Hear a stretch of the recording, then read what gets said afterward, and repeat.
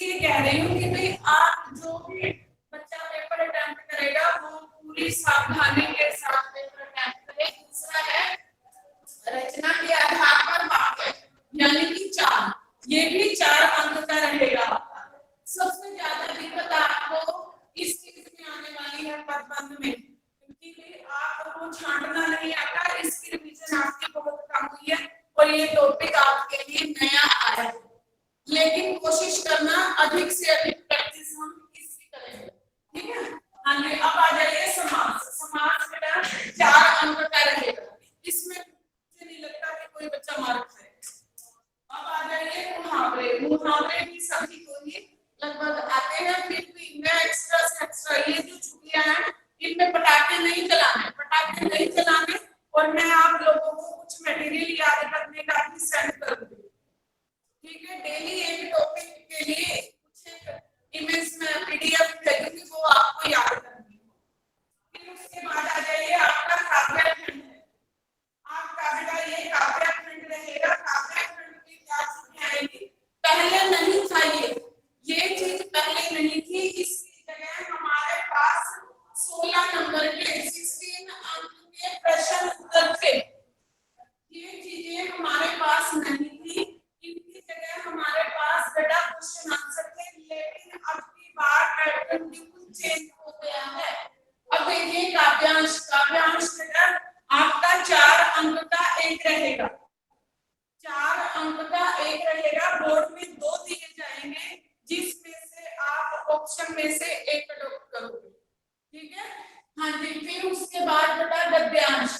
गद्यांश यहाँ पर फिर आपके 2 गद्यांश दिए जाएंगे, 5-5 अंक के 2 गद्यांश दिए जाएंगे।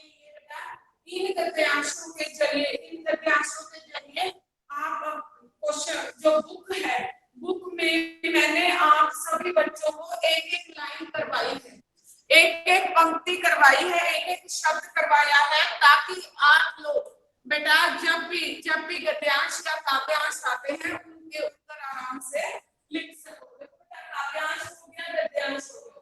उसके बाद बेटा जी प्रश्न उत्तर। प्रश्न उत्तर रहेंगे आपके स्पर्श की बुक से। अभी तो यही कहा गया है कि स्पर्श की बुक से है, तो मींस इसमें अभी एक बार ये क्लियर नहीं किया हमें कि वे ये काव्यांश में से आएंगे या गद्यांश में से। लेकिन अभी तक जो मैंने क्वेश्चन देखा है वो गद्यांश का ही है, गद्यांश का ही है। और बेटा इसमें एक लॉन्ग क्वेश्चन रहेगा 4 अंक का, एक लॉन्ग क्वेश्चन रहेगा आपका 4 अंक का रहेगा। फिर उसके बाद आ जाए बेटा संचयन। संचयन आपकी 6 अंक की ये पुस्तक रहेगी। आपके इसके कितने चैप्टर हैं, 3 चैप्टर। 3 चैप्टर में से बेटा 6 अंक का आएगा। और इसमें बेटा 3 नंबर के 2 प्रश्न आ जाएंगे, 2 प्रश्न रहेंगे। किसी भी तीनों चैप्टर में से 2 प्रश्न आएंगे, इसमें कोई चॉइस नहीं आएगी, इसके अंतर्गत कोई भी चॉइस नहीं आएगी। फिर उसके बाद आ जाएगी आपका रचनात्मक लेख।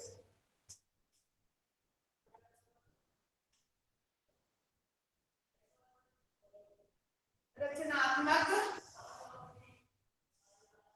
लेखन कार्य, इसके अंतर्गत आपका अनुच्छेद पहले 5 अंक का रहता था, हमेशा अनुच्छेद पहले 5 अंक का रहता था। लेकिन अब चेंज हो गया है, तो 6 अंक का 6 नंबर का आपका अनुच्छेद हो गया है। अनुच्छेद को थोड़ा सा जैसे बड़ा कर देना, निबंध से छोटा। फिर इसके अंक दिए, इसके दिए होंगे कि कितने शब्दों में कितना क्या लिखना है, कितने शब्दों में क्या लिखना है, तो वो आप उस हिसाब से लिख देना। फिर आपका आएगा पत्र। 10th में पत्र है औपचारिक पत्र। औपचारिक है ना? यस। औपचारिक पत्र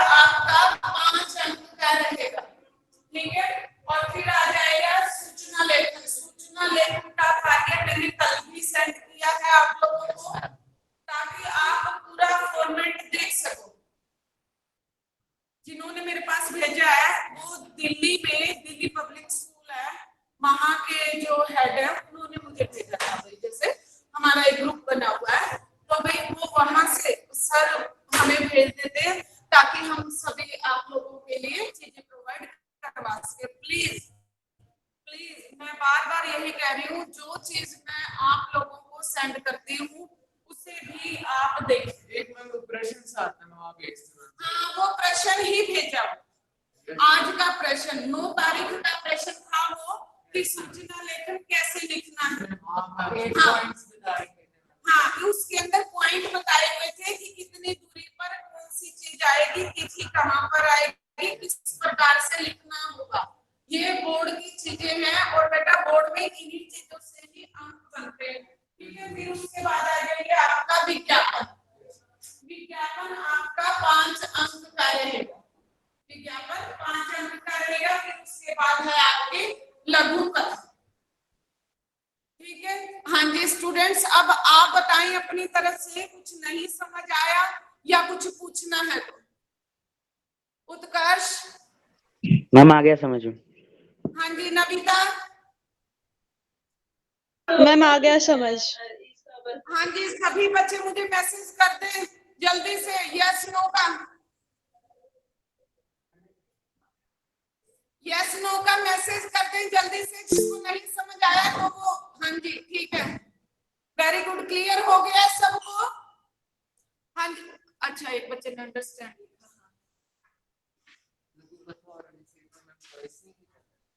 हाँ जी, एक चीज और, सौरभ ने एक बहुत अच्छा क्वेश्चन किया है कि मैम पिछली बार जो हमारे पीटी 1 हुए थे उसमें ऑप्शन में चीजें दी गई थी, लेकिन वो बेटा ऑनलाइन पेपर होने थे, तो इसलिए 80 मार्क्स को हमने 40 मार्क्स में कन्वर्ट किया था।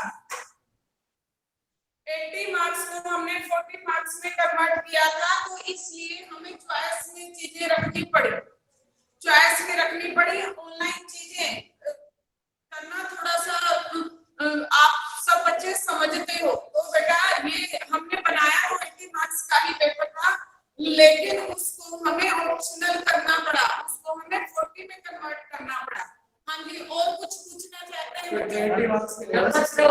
हैं? हाँ, पत्र औपचारिक ही रहेगा।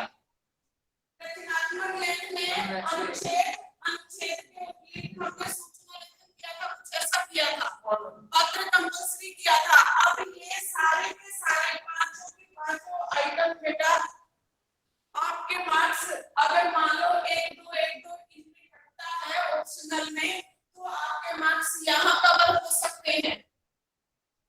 आपके मार्क्स यहाँ कवर हो सकते हैं और बेटा प्रश्न उत्तरों में भी आपके मार्क्स कवर हो सकते हैं, यदि आप अच्छे से लिखें बिना मिस्टेक के, सुंदर हैंडराइटिंग के साथ।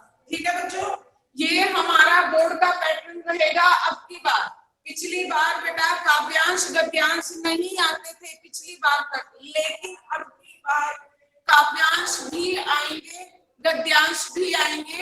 अब की बार बेटा बहुत सारी चीजें अलग होंगी। ठीक है, और बेटा यहाँ तक सारी चीजें आपकी ऑप्शनल होगी। अंक गिनना कितने? 16 और 10, 16 और 10 26 40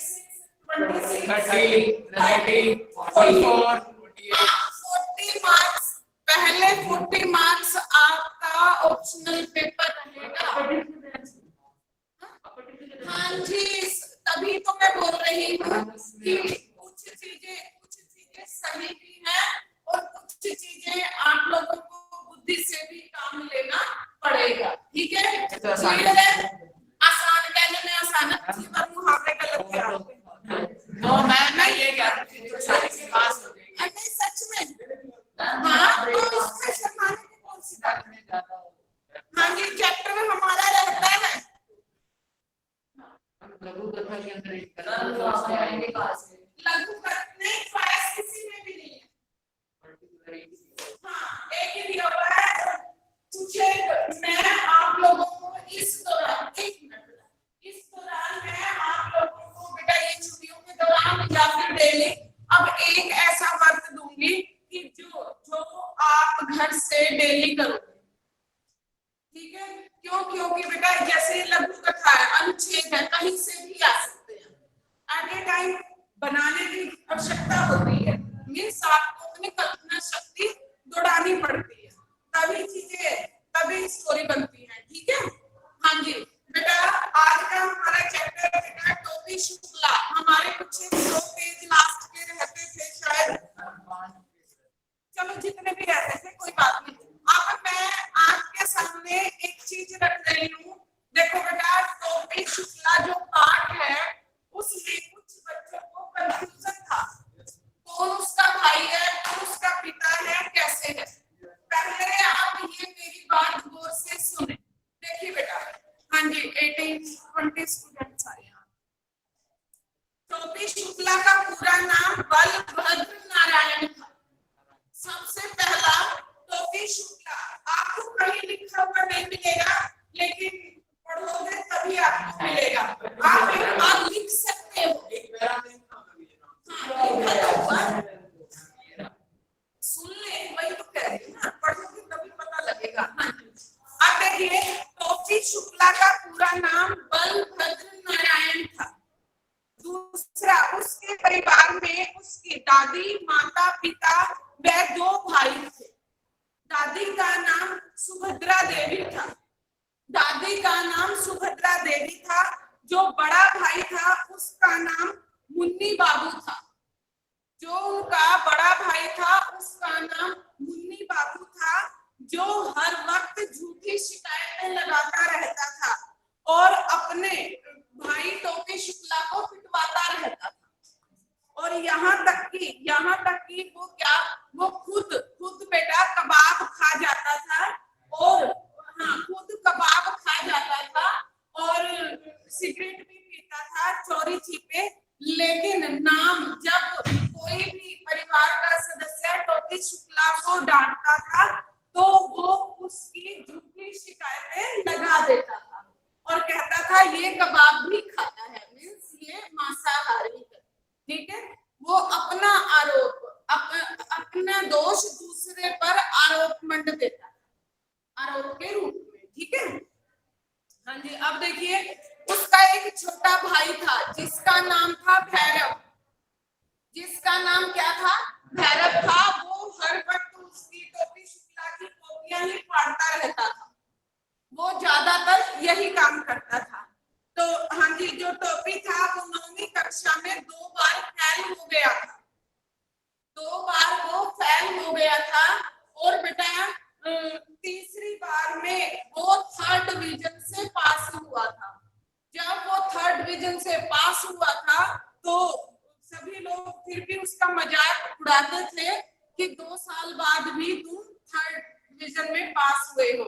उसके टीचर भी उसका मजाक उड़ाते थे कि तुमने तो पिछले साल भी इसी क्लास में थे, उसके बाद भी इसी क्लास में हो, तो तुम्हें तो इसी क्लास में रहना। उसके अध्यापक भी कहीं ना कहीं उसको मीन्स डांटते थे या फिर टोकते रहते थे। हाँ जी। और बेटा जो टोपी शुक्ला था वो स्वभाव से नरम स्वभाव का था, सरल स्वभाव का था।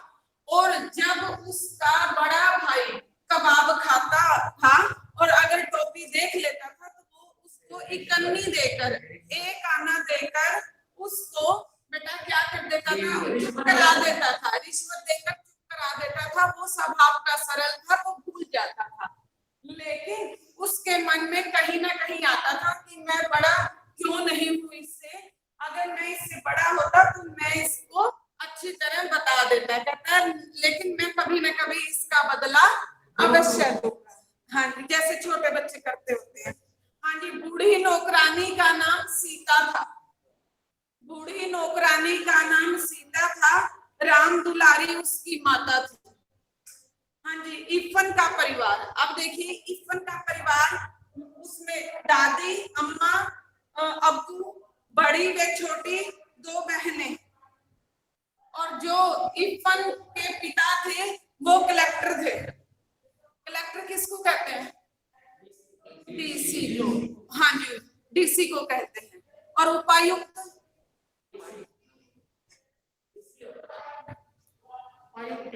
डीसी। हाँ, अच्छा जी। उसके और एसपी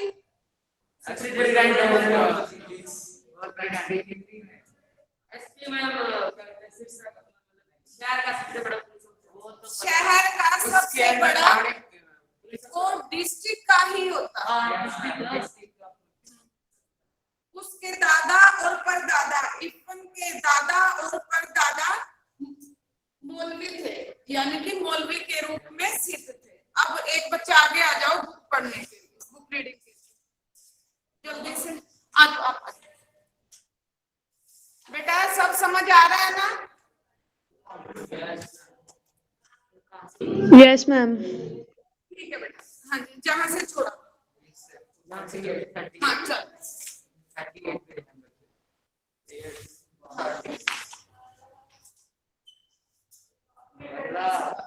अगले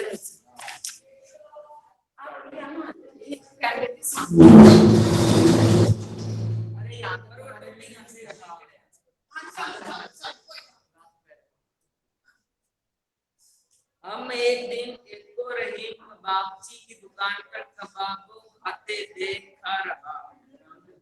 मुन्नी बाबू ने उल्टा लगाया, कबाब? राम राम राम। राम दुलारी हिना के 2 कदम पीछे हट गई।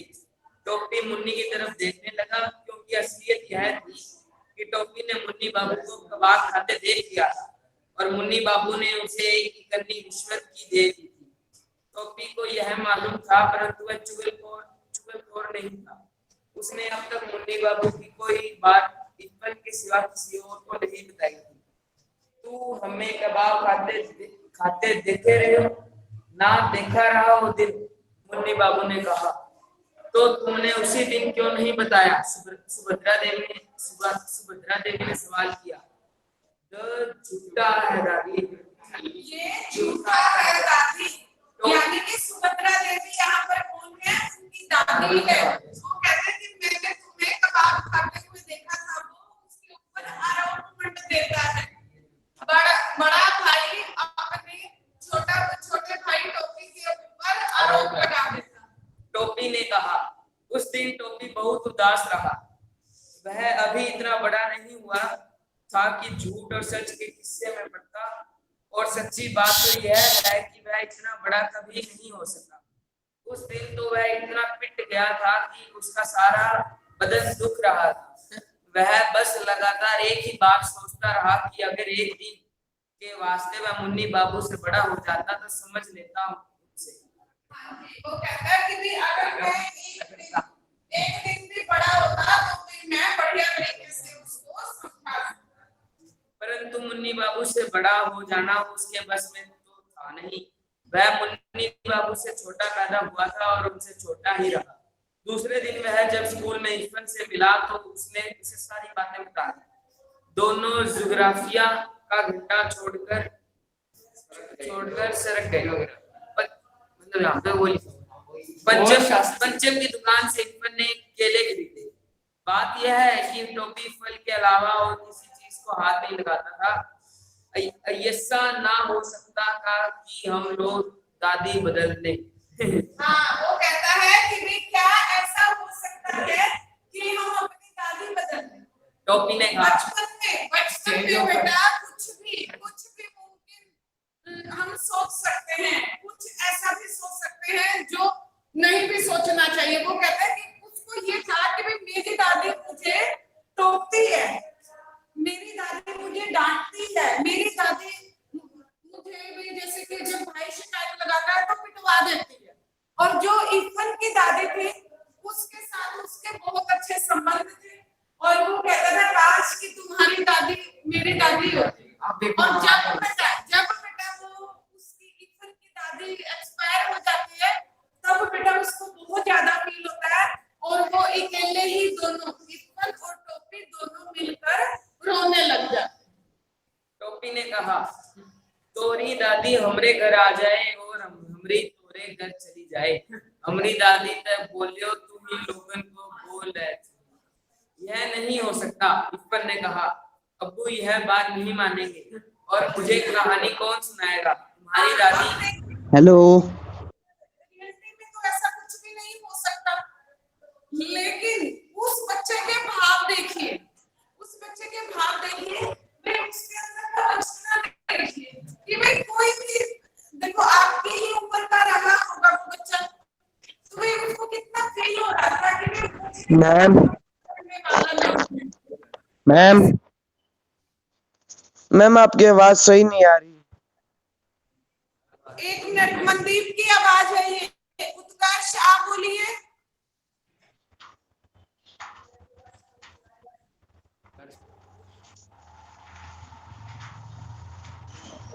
मैम बिल्कुल सही आ रही है मैम। बिल्कुल सही आ रही है तो ठीक है। हाँ, आप अपना नेटवर्क चेक करें, हमारी तरफ से सही है। मैम मैं रीजॉइन करता हूँ, 1 मिनट रीजॉइन कर रहा हूँ। कर सकते हैं, प्लीज बीच में डिस्टर्ब न करें। इरफान ने कहा, अब्बू यह बात नहीं मानेंगे और मुझे कहानी कौन सुनाएगा। तुम्हारी दादी को 12 भूत की कहानी आती है तो हमें जो कहानी है वो बेटा पाकिस्तान से रिलेटेड कहानियां सुनाती थी और हमारे यहाँ पर हमारे वातावरण की कहानियां सुनाएंगे, तो इसलिए कहती हैं वो। तुम हमें एक तो दादियों न दे सकते हो तो मजाक की बात है, वो कहते तुम मेरे को एक दादी नहीं दे सकते। टॉपी ने खुद अपने दिल के टूटने की आवाज सुनी। जो मेरी दादी है वह मेरे अब्बू की अम्मा भी तो है। इरफान ने कहा, यह बात टोपी की समझ में आ गई। तुम्हारी दादी मेरी दादी की तरह बूढ़ी होंगी। हाँ, तो फिक्र न करो। इरफान ने कहा, मेरी दादी कहती है कि बूढ़े लोग मर जाते हैं। हमारी दादी न मरेगी कैसे नहीं? क्या मेरी दादी झूठी है? देखो बेटा, ये बाल मन है, बाल मन यानी कि बचपन में बेटा, बचपन में बेटा जो बच्चों का मन होता है ना, वो बेटा एक शीशे की भांति साफ होता है, बिल्कुल ट्रांसपेरेंट होता है। और बेटे आप जब तक आप लोग बेटा नौकरी नहीं करोगे, मीन्स जो उम्र आपकी 22 साल 25 साल तक आप बिल्कुल सीधे और स्वच्छ रहोगे। जब बेटे घर से बाहर आने की बारी आएगी ना, आप लोगों के कमाने की बारी आएगी, तब कहीं ना कहीं हमारे दिमाग में कुछ ना कुछ चालाकी आनी शुरू होगी या कुछ ना कुछ। हंसने की बात नहीं बेटा, ये रियलिटी है। क्यों? क्योंकि देखो अभी तो आप लोग 20 साल तक 25 साल तक अपने माता पिता के छत्र छाया में हो, तो आपके कहते ही हर चीज आपके सामने परोस कर दी जाती है, हाजिर नहीं परोस कर दी जाती है सोने चांदी की बर्तनों में। कहने का भाव है माता पिता अपने बच्चों के लिए हर संभव प्रयास करते हैं, भाई सारी चीजें आपको परोस कर दी जाती है। लेकिन जब आप खुद कमाने के लिए बाजार में उतरोगे, बाहर आओगे, तो आप लोगों के साथ अनेक तरह के धोखे भी होंगे। कई लोग आपकी तरह ईमानदार भी होंगे, कई लोग आप पर भरोसा जताने वाले भी होंगे, कई लोग आपका साथ देने वाले भी होंगे। तो बेटा ये जब सारी चीजें मिलेंगी ना, तब कहीं ना कहीं हम स्वार्थी होते जाते हैं, हम कहीं ना कहीं स्वार्थी होते जाते हैं। लेकिन मनुष्य अपनी प्रवृत्ति कभी नहीं छोड़ता, ये बात आप हमेशा ध्यान रखना। यदि एक बच्चे का स्वभाव बहुत नरम है, सरल है, तो वो सारी जिंदगी सरल ही रहेगा। अगर किसी एक का स्वभाव शरारती वाला है, तो वो शरारत ही करेगा। ठीक उसी वक्त नौकर आया और पता चला कि इरफान की दादी मर गई। इरफान चला गया, टोपी अकेला रह गया। वह मुंह लटकाए हुए जिम्नेजियम में चला गया। बूढ़ा चपड़ासी एक तरफ बैठा बीड़ी पी रहा था, वह एक कोने में बैठ के रोने लगा। शाम को वह फील हो रहा था ना, उसके बालक मन, यानी कि वो एक तो बूढ़ी नौकरानी थी जो उसको सांत्वना देते थे जब उसकी पिटाई होती थी। कोई बात नहीं बच्चे, कोई बात नहीं, जिस भी तरह से सांत्वना देती थी। और एक कौन थी? एक बनती था, सिर्फ 2 ही औरतें। शाम को वह इरफान के घर गया तो वहां सन्नाटा था। घर भरा हुआ था। रोज इतने लोग हुआ करते थे, उससे ज्यादा ही लोग थे। परंतु एक दादी के न होने से टोपी के लिए घर खाली हो चुका था, जबकि उसे दादी का नाम तक नहीं मालूम था। उसने दादी के 1000 कहने के बाद भी उनके हाथ की कोई चीज नहीं खाई थी। प्रेम इन बातों का पाबंद नहीं होता। टोपी और दादी में एक ऐसा ही संबंध हो चुका था। इरफान के दादा जीवित होते तो वह अभी इस संबंध को बिल्कुल उसी तरह न समझ पाते जैसे टोपी के घर वाले न समझ पाए थे। दोनों अलग अलग अधूरे थे। एक ने दूसरे को पूरा कर दिया था। दोनों प्यासे थे। एक ने दूसरे की प्यास बुझा दी थी। दोनों अपने घरों में अजनबी और भरे घर में अकेले थे। दोनों ने एक दूसरे का अकेलापन मिटा दिया था। एक 72 बरस की थी और दूसरा 8 साल का। तोरी दादी की जगह हमारी दादी मर गई होती तो ठीक गया होता। टोपी ने इरफान को गुस्सा दिया। इरफान ने कोई जवाब नहीं दिया। उसे इस बात का जवाब आता ही नहीं था। दोनों चुपचाप रोने लगे। हाँ, तो देखो कि भाई वो बच्चे छोटे उम्र के थे और वो बेटा सहन नहीं कर पाए कि भाई उसकी दादी चले। टोपी ने 10 अक्टूबर सन 45 को आपकी क्लास वहां लगी है, आप वहां चले जाओ, खिड़की में बैठ जाओ बाहर। अंश टोपी ने 10 अक्टूबर सन 45 को कसम खाई कि अब वह किसी ऐसे लड़के से दोस्ती नहीं करेगा जिसका बाप ऐसी नौकरी करता हो जिसमें बदली होती रहे। हाँ जी, तो वो कसम खाता है कि भाई आगे से ऐसी जगह जो दोस्ती नहीं करेगा। उनकी दोस्ती 4 साल लगी। 10 अक्टूबर सन 45 का यूं तो कोई महत्व नहीं, परंतु टोपी के आत्म इतिहास में इस तारीख का बहुत महत्व है, क्योंकि इसी तारीख को इरफान के पिता बदली पर मुरादाबाद चले गए। इरफान की दादी के मरने के थोड़े ही दिनों बाद यह तबादला हुआ था। इसलिए टोपी और अकेला हो गया, क्योंकि दूसरे कलेक्टर ठाकुर हरिनाम सिंह के 3 लड़कों में से कोई उसका दोस्त न बन सका। डब्बू बहुत छोटा था, बिल्लू बहुत बड़ा था, गुड्डू था तो बराबर का, परंतु केवल अंग्रेजी बोलता था। और यह बात भी थी कि उन तीनों को इसका एहसास था कि वे कलेक्टर के बेटे हैं। हाँ जी, उनकी जगह कोई और आता है। उनकी जगह कोई और आता है उसी बंगले में। उस बंगले में वे वहां यहाँ पर 4 साल रहे या जितने साल भी रहे, 4 साल तक दोनों की मित्रता थी दोनों दोस्तों में। उनकी जगह दूसरे कलेक्टर आते हैं और उनके भी बच्चे। ठीक है बच्चों, हाँ जी, गॉड ब्लेस यू, आयुष्मान भव।